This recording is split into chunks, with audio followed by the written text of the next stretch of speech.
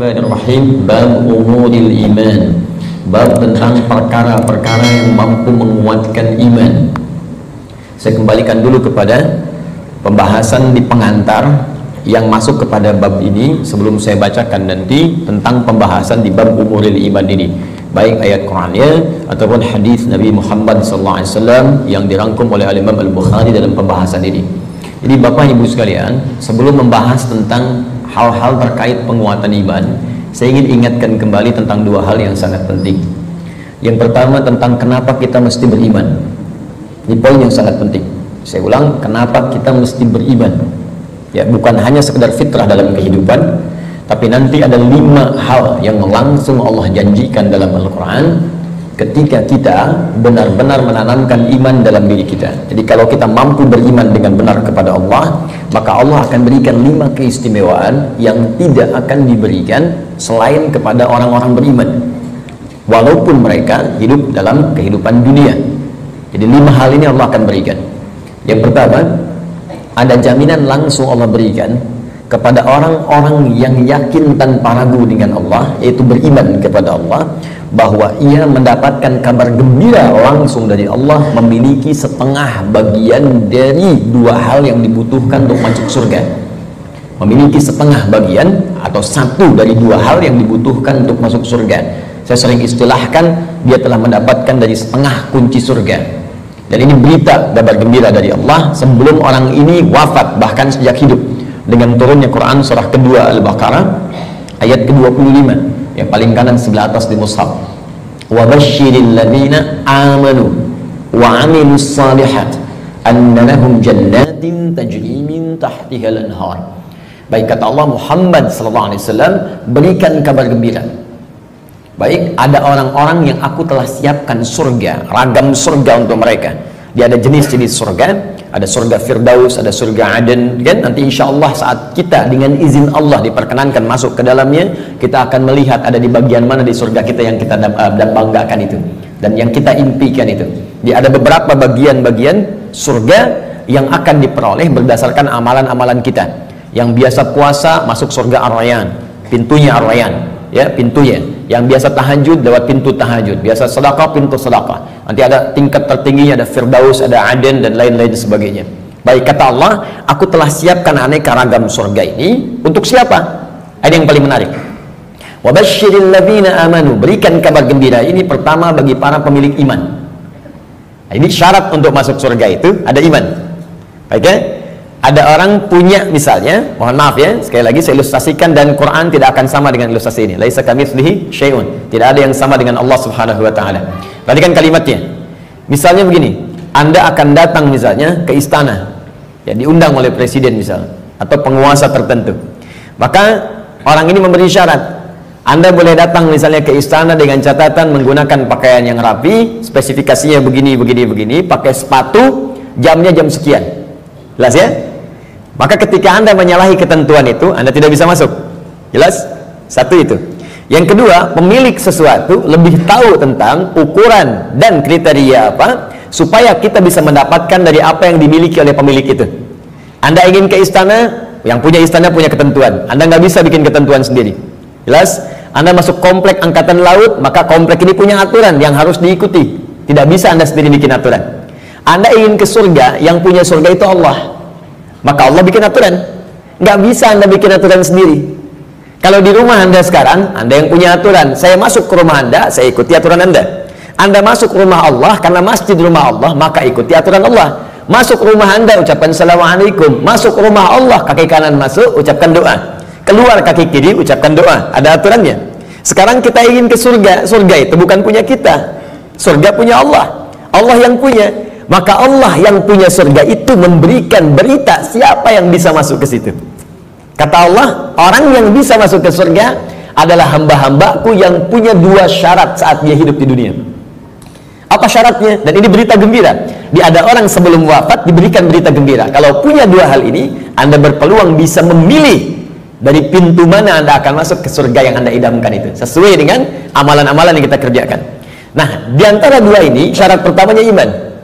Kata Allah, wa basyiril ladzina amanu, berikan kabar gembira pada orang yang telah punya iman. Dan kalimatnya menggunakan alladzina, disebutkan 1080 kali dalam Al-Quran.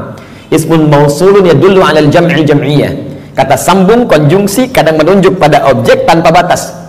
Jadi bisa untuk orang dewasa, anak kecil, laki-laki, perempuan, tua, muda, ya, maaf, kaya, cukup, semua kalangan tanpa batas. Artinya, kata Allah, saya buka surga ini untuk siapapun. Nggak ada status dunia yang bisa memengaruhi seseorang masuk surga. Di surga tidak diukur dengan seberapa kayakah Anda. Hati-hati kalau Anda mendapatkan tingkat kekayaan dan Anda merasa kaya dengan itu, belum bebas Anda, hati-hati, belum bebas Anda dengan persyaratan untuk mendapatkan surga. Belum tentu harta menjadi jaminan untuk masuk surga. Anda punya kedudukan tinggi, setinggi apapun, tapi kedudukan itu tidak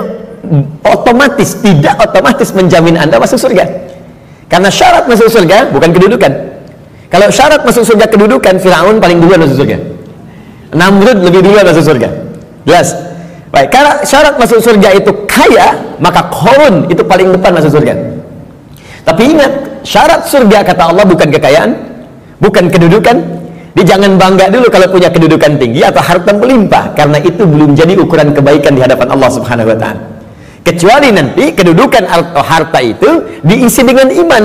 Iman itu yang akan menunjukkan harta dan kedudukan untuk mengerjakan amal soleh sebagai bekal ke surga. Maka golongan pertama kata Allah, saya berikan kesempatan yang luas. Baik itu tua, muda, laki, perempuan, besar, kecil, kaya, cukup, semua punya peluang ke surga. Dan itu hanya diberikan dengan satu kata saja, alladzina. Semuanya. Tapi dari semua itu, aku hanya minta dua syarat saja. Satu, semua kalangan itu punya iman. Yakin denganku kata Allah, yakin tanpa ragu. Berbahagialah kalau sampai dengan siang hari ini kita diberikan nikmat iman oleh Allah Subhanahu wa taala. Itu kenikmatan luar biasa. Dan kita mendoakan saudara-saudari kita supaya mendapatkan bagian itu. Karena itu seringkali saya membuka ta'lim dengan berdoa, ya Allah, berikan hidayah kepada saudara-saudari kami, tetangga kami, kerabat kami, teman kami di kantor yang sampai hari ini belum beriman kepadamu, belum mengucapkan syahadat. Berikan kekuatan pada jiwanya untuk bersyahadat sebelum wafat. Alhamdulillah, Anda mungkin tetangga Anda nggak semuanya beriman.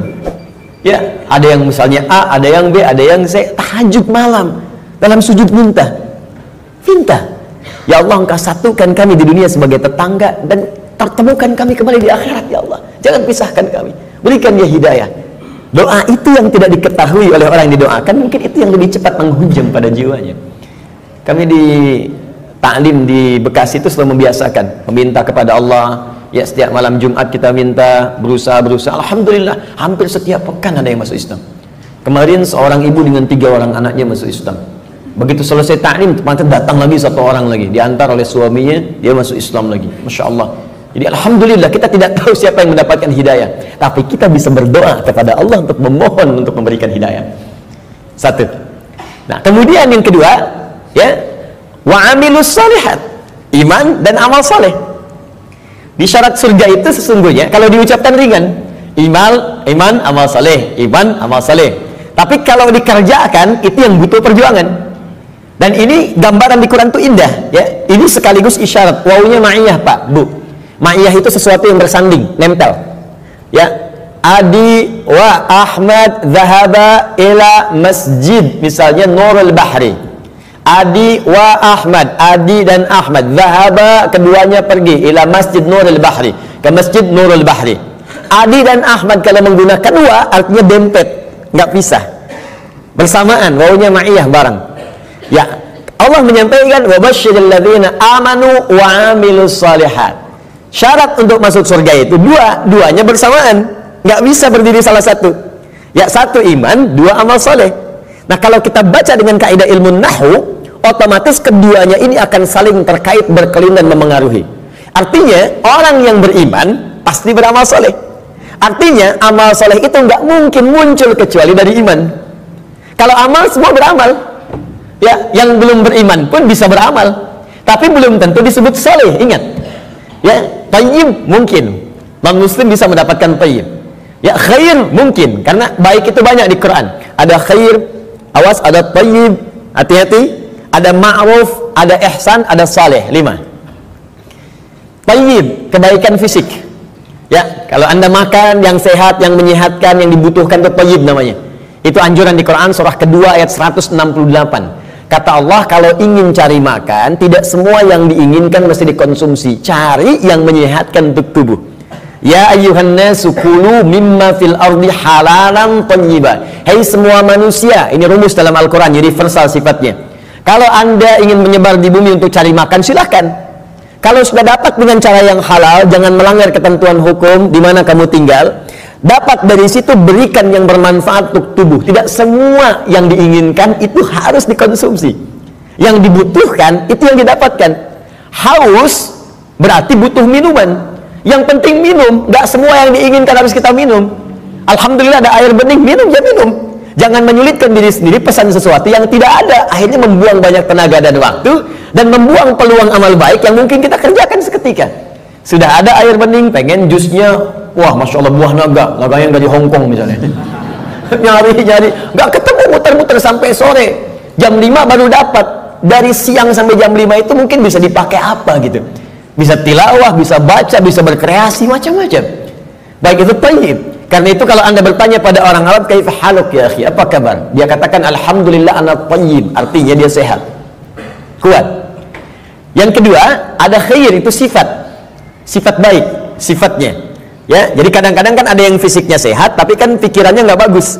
Ya, tampilan bagus, pakai jas, pakai dasi, luar biasa gitu kan, tapi pencuri juga. Ya, penipu juga gitu. Nah, kalau kita ingin rubah menjadi baik sifatnya, maka rubah kalimatnya menjadi khair. Ya, karena ada Bang Thayyib 2 kali puasa, 2 kali balik nggak pulang-pulang, padahal dia sehat kan. Nah, kalau kita ingin rubah pada sifat, jadikan khair. Quran surah 3 ayat 110. Kuntum khaira ummah. Orang Islam itu pasti sifatnya baik. Kata Allah, kalian umat terbaik. Sifatnya jujur, sabar, tawadu. Ini kalau ada orang itu jujur, orang Islam tuh mesti lebih jujur. Kalau ada orang sabar, orang Islam lebih sabar. Kalau ada orang tawadu, rendah hati, yang muslim itu pasti lebih rendah hati.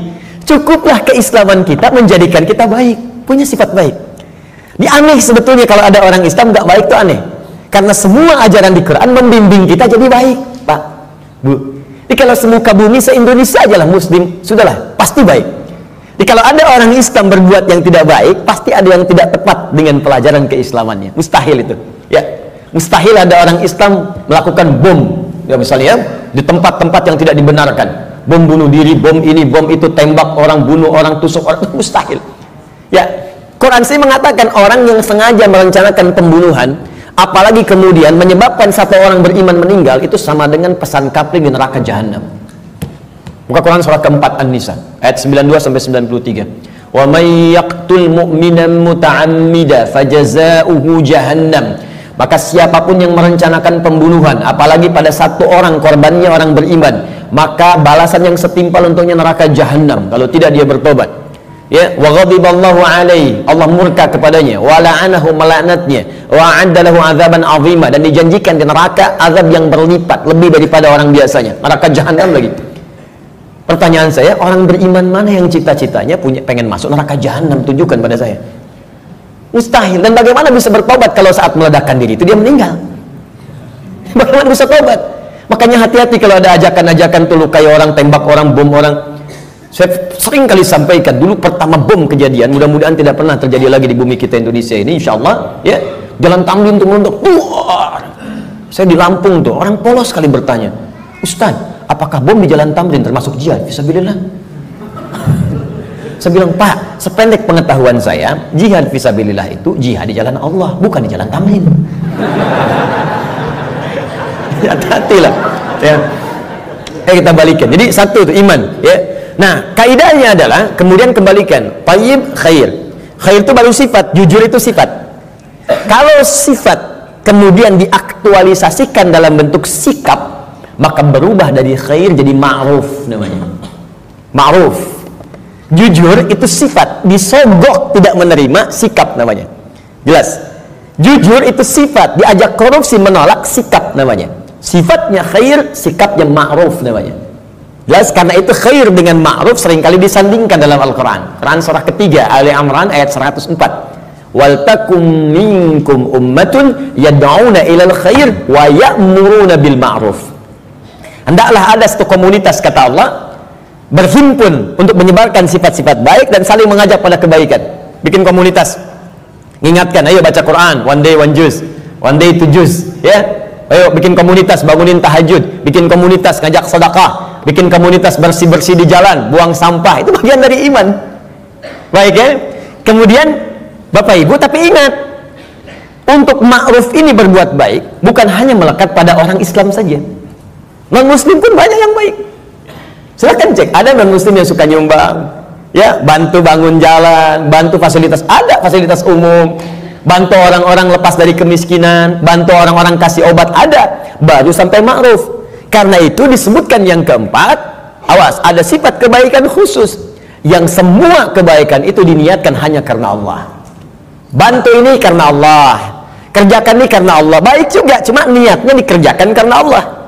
Pahlawan kita berjuang, Pangeran Diponegoro sampai terakhir Kahal Mudzakir, ya, yang kemudian diberikan gelar pahlawan.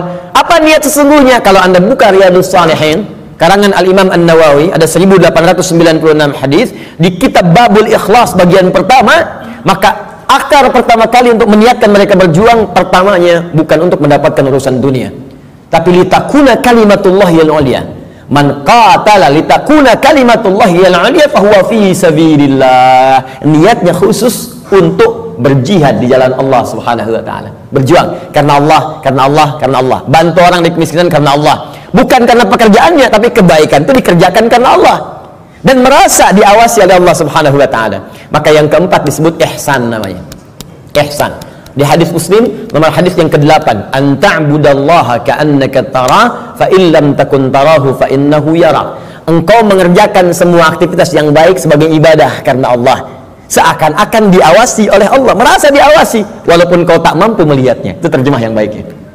Merasa bekerja karena Allah, makan karena Allah, minum karena Allah, berbuat baik karena Allah, ihsan namanya. Orangnya disebut muhsin. Kalau empat ini dikumpulkan, badan sehat, sifat baik, sikap mulia, dikerjakan karena Allah, thayyib, khair, ma'ruf, ihsan. Empat ini kalau digabungkan menjadi sholih namanya. Sholih. Maka setiap orang tua meminta kepada Allah supaya anaknya jadi saleh. Ibu bermohon, ya Allah, jadikan saya anak soleh. Kata bapaknya, namanya kan Hasan. Bukan Pak, sifatnya saleh. Semua orang tua, saya belum pernah dengar ada orang tua minta, ya Allah jadikan saya anak yang thayyib, khair. Tidak, saleh, sudah fitrah. Dan itu sudah dimohonkan sejak anak dalam kandungan, kata Allah. Sudah fitrah. Itu ada di Quran surah ke-7 ayat 189. Falamma taghasyaha hamalat hamlan khafifa famarrat bi. Falamma athqalat da'awallaha rabbahuma la in ataitana sholiha lanakunanna minasyakirin. Ketika suami istri berhubungan sampai kemudian istrinya mengandung, kandungan ringan sampai dengan berat, tatkala kandungan semakin berat menjelang ke persalinan, kedua orang itu suami dan istri mulai berdoa kepada Allah. Fitrahnya sudah minta, ya Allah, mohon jadikan anak saya nanti saat lahir jadi anak yang saleh. Dengan itu ya Allah kami bersyukur dan akan mengganti semua sakit yang dirasakan oleh istri saya yang sedang mengandung ini. Saleh. Nah, apa yang menyebabkan seseorang soleh? Terkumpul empat ini, kata Allah, kalau iman ada dalam dirinya, maka semua pekerjaan dia akan dituntun menjadi soleh.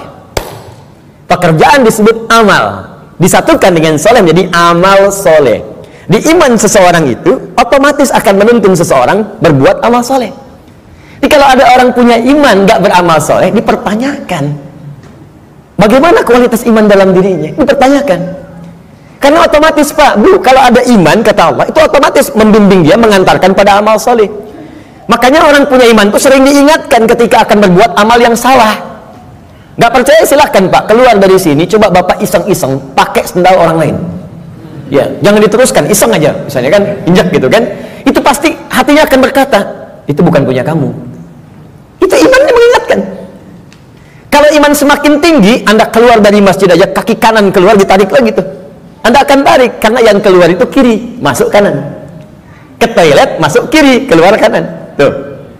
Ya, itu semakin tinggi iman, maka iman itu akan mendorong Anda berbuat amal saleh dari ujung kepala sampai ujung kaki.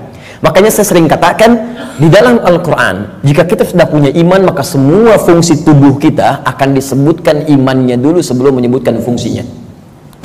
Mata untuk melihat, sebelum melihat imannya dulu. Turun Quran surah 24 ayat 30 untuk laki-laki, 31 untuk perempuan. Qul mu'minina yaghuddu min absarihim. Untuk perempuan, wa qul mu'minati yaghuddna min absarihinna. Katakan pada pria-pria yang sudah punya iman, imannya dulu. Dan katakan pada perempuan-perempuan yang sudah punya iman, matanya hanya boleh dipakai melihat yang baik-baik saja.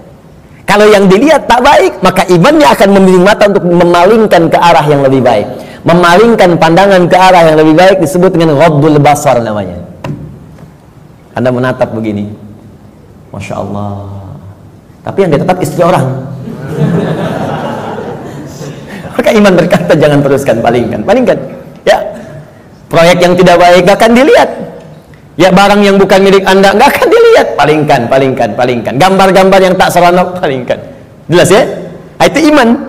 Silahkan cek semua fungsi tubuh kita. Itu umumnya sebelum disebutkan imannya dulu. Lisan, Quran surah 49 ayat 11. Itu sebelum disebutkan fungsi lisan, iman dulu. Ya ayyuhalladzina amanu la yaskhar qaumin qaum. Ayat 12-nya, ya ayyuhalladzina amanu la yaghtab ba'dukum ba'dha. Pokoknya setiap tubuh ini mau bergerak, iman dulu, iman dulu, iman dulu. Ingin memberikan isyarat agar iman itu memiliki fungsinya untuk mengerjakan amal soleh. Kenapa diminta beramal soleh? Supaya masuk surga, itu Pak. Dan supaya kita nggak capek, diberikan setengahnya oleh Allah, tinggal setengah lagi. Jadi sebetulnya Allah ingin hambanya itu masuklah, masuk. Cuman karena hikmah kehidupan menjadikan kita mesti berikhtiar, saking baiknya Allah dikasih setengah. Ayo setengah diambil. Bahkan setengah ini diberikan dalam kandungan. Cuman sayang, fa'abawahu yuhawidani aw yunasrani aw yumajjisani. Lahirnya kan fitrah, ada iman dalam dirinya, makanya dia mencari Tuhan. Cuman sayang, lingkungan yang merubah dia menjauh dari Allah. Ada yang pengaruh ini, ada yang pengaruh itu, lingkungan, karena TV, karena tinggal di tempat tertentu, karena pasangan. Ya, Masya Allah, tega meninggalkan cinta Allah hanya untuk cinta dunia. Tega meninggalkan cinta Allah hanya untuk cinta manusia. Padahal manusia itu mati, Allah selalu hidup. Ya, bayangkan. Ya, mencintai sesuatu yang gak ada itu kan semu sifatnya. Anda mencintai barang, barangnya rusak. Ketika barangnya rusak, bagaimana cintanya bisa bertahan? Cinta manusia tidak abadi. Kalau ingin abadi, bawa dia sampai mendapatkan ridha Allah, sampai ke surga, baru abadi. Tapi kalau Anda mengeluarkan diri Anda dari surga, bagaimana bisa abadi? Ya, aku mencintaimu dengan syarat engkau pindah agama. Begitu pindah, meninggal. Cinta nggak dapat, surga cuma mimpi. Ya, Pak? Jelas ya? Baik, jadi teman-teman sekalian, bagian pertama, ketika Allah meminta kita beriman, sesungguhnya dengan iman itu Allah ingin memberikan garansi kepada kita bahwa Anda hamba yang terlindungi, dengan izin Allah bisa mendapatkan surga jika iman itu kita gunakan untuk menenun amal saleh. Jelas? Kalau amal saja tidak ada iman, maka tidak menjadi saleh. Maka orang yang belum beriman beramal baik, amalnya tidak disebut amal saleh, amal saja, amal khair, khair, khair, khair, gak pernah disebut saleh dalam istilah Al-Quran. Jelas ya? Nanti ketika dia berbuat baik dibalas di dunia. Cuman karena kaidah surga itu ada iman, dan iman itu nggak ada, maka di akhirat tidak diberikan balasannya. Keadilan Allah menjadikan balasan itu diberikan di dunia. Karena investasi amalan itu bukan untuk akhirat, dunia. Karena niatnya dunia, dikasih dunia. Kalau untuk akhirat, diberikan juga akhirat bagiannya. Turunlah Quran surah ke-25 ayat 23. Nanti kalau ada non-muslim bertanya, di mana keadilan Allah Tuhanmu itu? Jadi kalau ada orang nggak beriman berbuat baik nggak masuk surga. Tapi ada orang beriman salah juga berpeluang masuk surga. Maka jawab kepada beliau, ya, kaidah surga itu kaidahnya syarat iman yang pertama kali, ya, bukan syarat dunia. Maka ingin masuk surga ada persyaratan. Anda masuk kampus ada persyaratan, masuk surga pun ada persyaratan. Anda lulus di satu hal tapi nggak lulus di yang lainnya, nggak bisa masuk kampus. Anda lulus satu hal nggak lulus yang lainnya, ya sulit masuk surga. Karena syarat surga beda dengan kampus. Syarat surga yang pertama itu adalah iman. Tapi saking adilnya Allah, kebaikan dia di dunia dibalas oleh Allah dengan cepat saat dia hidup di dunia. Maka turun ayat, wa qadimna ila ma'amilu min amalin faja'alnahu haba'an manthura. Jika ada orang belum beriman berbuat baik, kata Allah, saya akan cepat balas kebaikannya saat di dunia. Cuman karena amalan itu bukan amalan surga, maka saat ke akhirat nanti itu hanya akan jadi debu yang berterbangan, yang hanya dia tatap saja.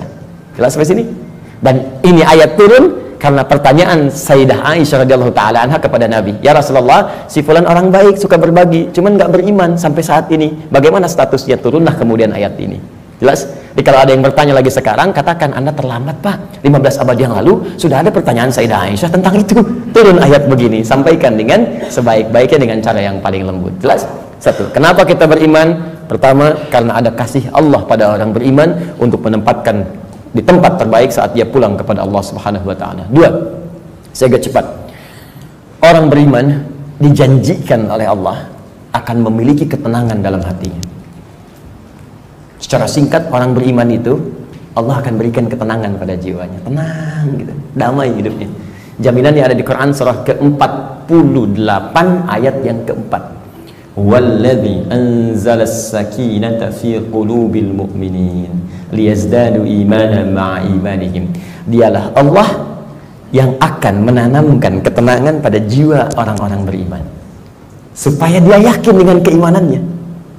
Nikmat juga beriman, jadi tambah lagi imannya, tambah lagi imannya. Jadi kata Allah, orang beriman itu pasti tenang, dan ketenangan itu mahal Bu, sulit dicarinya.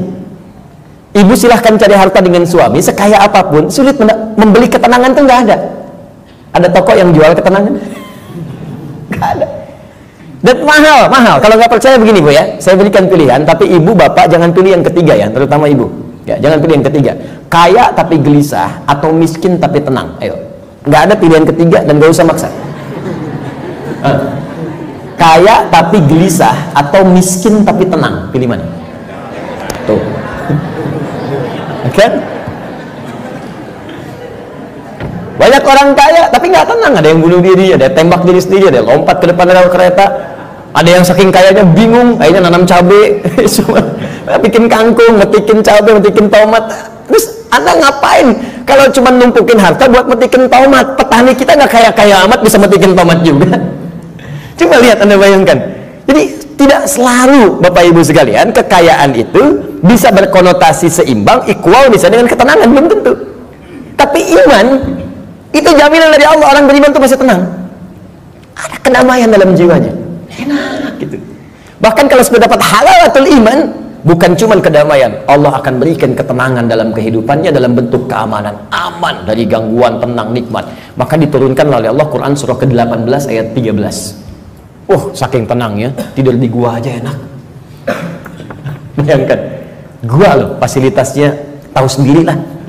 Di gua ya sudah, maaf, cahaya sudah terbatas, hampir tidak ada. Makanan bagaimana mendapatkannya, tempat tidurnya kemudian juga pasti keras. Tapi kok bisa ada yang tidur di gua selama 309 tahun?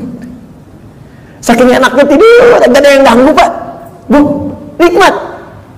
Ya, yang memberikan nikmatnya Allah, dari kanan kiri, matahari diatur oleh Allah, terbit di sini, terbenam di sini, selalu tersinari di dalamnya. Sehat-sehat aja. Bangun 309 tahun, Anda bayangkan? Ya, ada orang sekaya-kayanya baru 3 menit udah bangun lagi. Pling, telepon muncul. Di pejabat memang bagus, kedudukan tinggi, tapi setiap 3 detik kerja ini, kerja itu. Baru tidur sebentar, bangun lagi. Pak, ada kejadian begini, bangun. Ini 309 tahun tidur cuma di gua. Fasilitas hampir nggak ada, tapi jaminan itu ada. Maka di ayat 13 di surat Al-Kahf, surat gua, ya. Nahnu naqussu 'alaika naba'ahum bil haqq. Innahum fityatun. Belum selesai. Amanu bi rabbihim wazidnahum huda. Kata Allah, kami akan kisahkan pada Anda tentang kisah yang sebenar-benarnya, tanpa dikurangi, tanpa ditambahkan, sebenarnya hak. Jadi ada sidqun, ada hak. Kalau sidqun, mayahtamilu sidqa wal kadzib, kadang benar, kadang tidak. Tapi kalau hak pasti benar, nggak bisa ditolak. Matahari terbit di timur, terbenam di barat, hak. Karena itu semua yang hak sumbernya hanya kepada Allah. Al-haqqu mir rabbika fala takunanna minal mumtarin. Al-Baqarah 149. Al-haq. Nah, sekarang kembalikan. Kata Allah, kami akan kisahkan pada Anda kisah yang sebenar-benarnya. Ya, tanpa kamuflase, tanpa rekayasa. Innahum fityatun. Kisah tentang para pemuda yang berlindung di gua. Diberikan oleh Allah keamanan, dikejar-kejar. Bukan sekedar dipersekusi, bukan sekedar diintimidasi. Ya, maaf, bisa dieksekusi. Berlindungnya di gua. Tapi nikmat sekali di gua itu. Bisa tidur enak, nyaman, makan juga kenyang, langsung diisikan di perutnya. Tidur bolak-balik, gak ada yang ganggu. 309 tahun Anda bayangkan. Salatumi'atin wazdada tis'a. 309 tahun. Siapa mereka? Innahum fityatun. Sungguh mereka itu para pemuda. Tapi bukan pemuda biasa. ada sesuatu yang melekat pada dirinya. Amanu, yang sangat beriman kepada Allah. Pesan ayat ini, ya, kata para pakar Al-Quran, sesungguhnya ingin memberikan pesan pada generasi mendatang. Jadi ada kaidah di tafsir itu begini, kalau nggak disebutkan siapa orangnya, kapan kejadiannya, maka pesan yang berlaku di ayat itu akan berulang kemudian di masa-masa yang akan datang dengan konteks yang berbeda. Anda sekalipun tinggal di rumah yang sempit, terbatas sifatnya, keadaannya tidak seperti yang lain-lain. RS7, ruangan sangat sempit sekali sehingga selonjoran saja susah, gitu kan? Susah. Ya. Tapi kalau ada iman dalam jiwa kita, itu bisa nikmat saja. Dibandingkan tinggal di tempat yang mewah luas, tapi iman nggak ada, kegelisahan itu muncul. Jadi orang beriman itu nggak akan disekat oleh dunia. Tinggal di kontrakan nikmat, di rumah yang luas nikmat, jadi kaya nikmat, cukup hidup juga nikmat aja. Ya, pokoknya beriman itu indah, nikmat itu. Jadi kalau kita beriman sampai saat ini dan tidak menikmati kehidupan kita, dipertanyakan ada apa yang salah dengan iman kita? Kata Allah, beriman itu nikmat, tenang hati. Jadi kok rumah mewah, mobil banyak, gitu kan? Ya lihat mendung aja sedikit udah bikin status. Mendung ya, kayak suasana hatiku. Apa yang mau dicari? Ya, coba lihat. Sekali-kali saya tuh jarang berinteraksi dengan media sosial. Cuman kalau udah lihat, saya lihat nih, ada teman-teman official lihat misalnya, saya suka kadang-kadang suka nggak betah ngelihat ini. Ini orang kenapa hidupnya? Dikit-dikit ngeluh gitu kan? Apa? Maunya apa? Ya belum musim hujan minta hujan, dikasih hujan minta jangan hujan. Maunya apa gitu? Ya kenapa kita nikmati aja? Iman itu indah, iman, wah masya Allah. Kasih hujan, alhamdulillah, banjir pakai berenang. Jadi solusi. Jadi itu teman-teman sekalian ya. Selanjutnya ada jaminan Allah yang selanjutnya, ya orang beriman pasti bahagia kata Allah dan cenderung sukses. Tidak cukup dengan amin, nanti kita belajar dulu. Turun Quran surah ke-23 ayat 1. Qad aflahal mu'minun. Qad aflahal mu'minun. Orang beriman itu dijamin oleh Allah. Saya artikan dijamin karena kalimatnya menggunakan qad, harfu tahqiq, huruf jaminan. Qad, harfu tahqiq, huruf jaminan. Qad aflahal mu'minun. Orang beriman pasti menggenggam kebahagiaan dan kesuksesan. Aflah itu dari kata falah. Kalau di bahasa Inggris, di kamus bahasa Inggris itu diartikan success and happiness. Sukses dan bahagia. Ya, digenggam. Kalau digenggam menjadi aflah namanya, aflah. Kata Allah, orang beriman itu pasti menggenggam kesuksesan dan kebahagiaan. Pasti. Tergenggam dalam diri. Cukuplah dengan beriman akan bahagia. Cukup dengan beriman sukses dalam pekerjaan yang kita kemudian lakukan. Walaupun barangkali level kesuksesan itu dalam pandangan orang bisa beda-beda. Bagi si A, manajer itu bagian kesuksesan hidupnya. Yang lain levelnya direktur, yang lain komisaris. Pokoknya